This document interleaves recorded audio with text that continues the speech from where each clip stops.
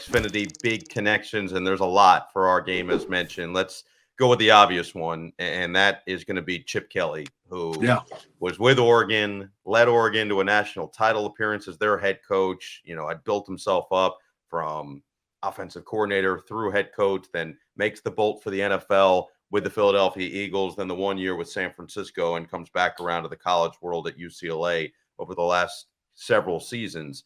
It's rare to see a coach go in college from one school to another when they're going from head coach to offensive coordinator, but they didn't get fired in the previous spot. Right. Like, that is incredibly rare, and that's what Chip Kelly did. But just go through some of the accolades. It was with Oregon from 2009 to 2012, OC for a couple of years before that. 2010, they finished the regular season 12-0, number 2 overall, lost to Cam Newton in that Auburn Tigers team in the national championship game, a tightly contested game, 22-19. He was the AP Coach of the Year in 2010. He had a 46-7 record in 4 seasons at Oregon. As mentioned, then his next steps. But currently the OC and quarterback coach at Ohio State, and reunited with Ryan Day, who actually was with him in the NFL as well. So interesting, because obviously he's going back to Eugene, a place that I think he still is looked at quite fondly for helping put that Oregon program on the map to the level they are right now as well. And excited to see what that Ohio State offense can do against an Oregon defense that's played pretty well, especially the last couple of weeks. Yeah, it's a pretty fascinating story, and you mentioned his career numbers at Oregon. I mean, those numbers are very, very similar. Maybe not quite as good, but very similar to Ryan Day's numbers at Ohio State as a head coach, right? And, the other thing about what he did at Oregon, not just win, I mean, he brought a lot of innovation to college football during his time there, in terms of teams playing fast, going with no huddle, really trying to put pressure on the defense that way. Just speed, the amount of speed that they put on the field offensively, and the speed of their operation.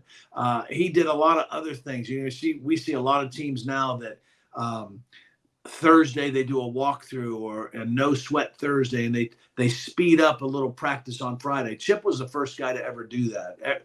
Traditionally people practiced on Thursday, and normal practice they did their walkthrough on Friday, played on Saturday. But Chip had done some research that somehow you could speed your body up better to be ready to be at your peak on Saturday if you played that way or practiced that way on Friday. So a lot of innovative things he brought to the game, as well as winning football games. And so I'm sure the facilities have gotten even better than from when he was there, and I'm sure he'll be impressed with that. But it'll be an interesting homecoming for sure. He didn't just revolutionize the college football world. He revolutionized other sports.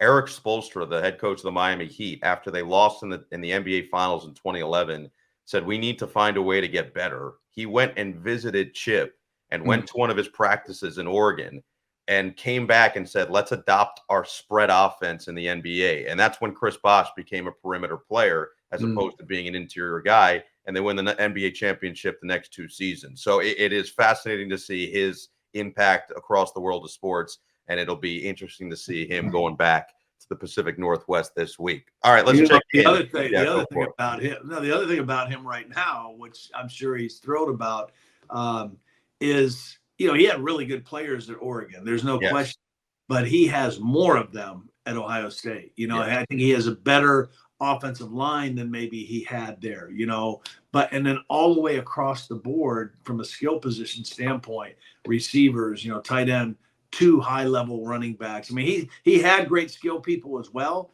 but there's more depth and more of them at his disposal right now as a play caller for Ohio State. No question about that. It is NFL talent littered across the field.